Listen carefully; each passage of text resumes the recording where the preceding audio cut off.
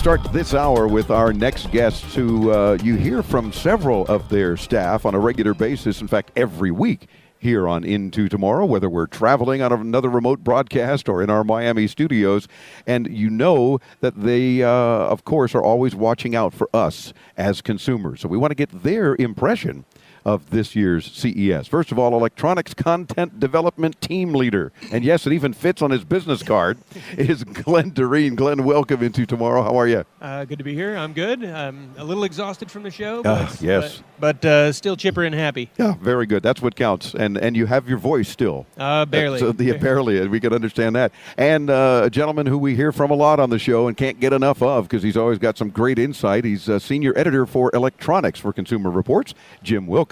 Jim, welcome Into Tomorrow as well. Hey, great being here. Yes, indeed. We usually communicate just electronically and on the radio, and now it's good to put a face to your voice as well. So we thank you for joining us here in the booth. Yeah, I actually know you exist now, so you're here in front of me, so that's good.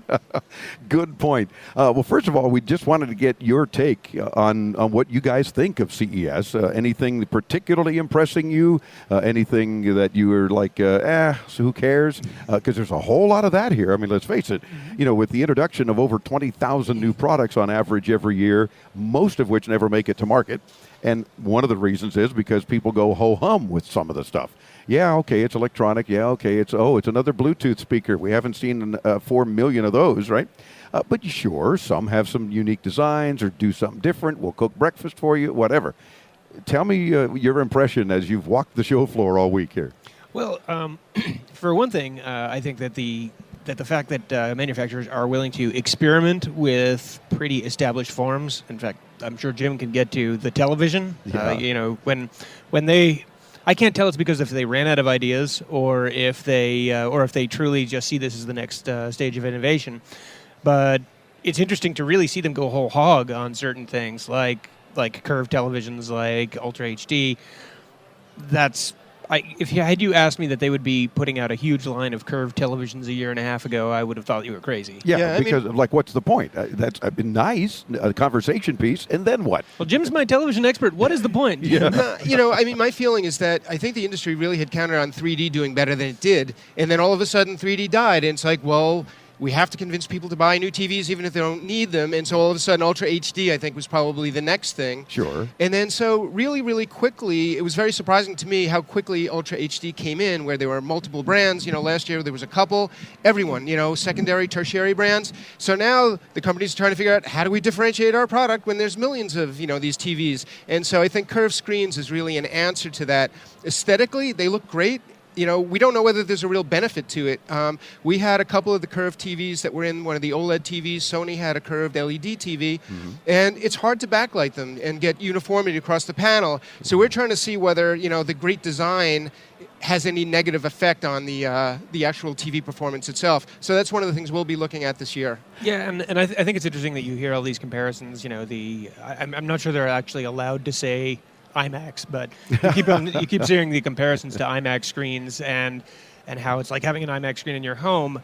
Yet, if you look at IMAX theaters, the seating is curved as well. Yeah, that's a good point. So I don't think most people's couches have that natural curve to go along with the curvature of the set. And I think people worry about, is there a sweet spot to them like there was typically to the early 3D TVs as well? Like if you were the one right smack in the middle, you got to experience 3D. Right. Same thing. You get to see the curve, but if you're sitting off to the side because there's no more room on the couch, are you seeing the same picture, and does it look as good? It's an interesting point because basically, UHD TVs are LCD TVs that have viewing angle issues. Yes. And so, you're wondering whether or not the curvature is going to either help or make it worse. But, in fact, that's one of the things that people don't always understand. It's actually not a new technology like OLED is. It's an LCD with a screen that has higher resolution, so it's got all the drawbacks of regular LCD TVs. And how about the TV that goes from flat to curved with the push of a button? And wow factor, no doubt. And again, first time your friends are over and get to see that if you've invested in such a thing. Ooh, wow. And they'll tell their friends, and then what? And Yeah, when- it's also worth saying, as you mentioned, the TV, the only TV, and the only two TVs in the world are sitting here. That is not that is never going to be a product in the near future, I think. And No, I any don't parent, think so. any parent who has a kid under 12 years of age does not want that thing in the house because you know your kid's just going to hit that button going Oh, back yeah. and forth Over and until it over breaks. again. Until it breaks. They're going to think they're like a Consumer Reports test, and they're going to just try to see how long it'll last, and the investment will be a bit bittersome, I think, for them. Yeah. And And it's also worth noting that curved screens actually go beyond just TVs. That we had the LG G Flex phone a few minutes ago, and that one is actually intended to bend. You actually can sit on it and it won't break. It's that I think is actually kind of an innovative idea. Yeah, don't think of bending it like rolling up a newspaper. It's not going to bend like that, but it moves enough that if you should sit on it, as an example, that's good. And let's face it, our pockets aren't flat. No, so no. if you put it in correctly, it might Nor- curve a little bit to your thigh. Nor are our butts, right? Yeah, there you go. That's right. I have a curved phone, but it's from I thought you sitting were on going to it say you for had a a year. curved butt, and okay, that's good to know. But now you can work with the phone, but sitting on it for a year, exactly. Unintentional feature, right? But so much for TVs. Now, anything else that jumped out at you, pro or con here? Yeah, I mean, this obviously is the year that wearable technology is really making a push here. I think that it's interesting to see companies like Sony, like LG, jump on the bandwagon, but also lots of tiny little companies. There are more than you could possibly fit on your body at any one time on the show floor here. And what's great about it is that it's an undefined market, right? It's sort of an undefined space. Anything could be a wearable. Yeah, true. And they're getting sort of Well, more except elegant. the curved TV at the moment. If it drops on you as you're trying to wall mount it, yeah, it could be a wearable. Oh, jeez. But that brings up a good point, too, because some wearables make some sense. And Yeah, there are the kinds of things, whether they're smartwatches or other stuff, that we can, in fact, take advantage of, or they're just conversation pieces, and many of those are here, too. And the integration of some of the health-related items where, there are bands that can transmit heart rates and different things like that. Yeah. It's tying into fitness, and probably in those instances, it makes more sense. In other areas, it's more novelty. Look what I can do. I don't know if I want to, but I can. Right, So- exactly. Or now I've got electronics that are bugging me in terms of fitness, which is good, I guess. We all need the nudge, but enough already. Yeah, fitness doesn't happen without somebody bugging you, right? Right, and it might as well be technology, Yeah, because you can exactly. yell at it and hopefully it won't yell back. You can also turn it off. Yeah, also true. Or, oh, gee, I forgot to charge my fitness devices. I guess I'll just go have another piece of pie.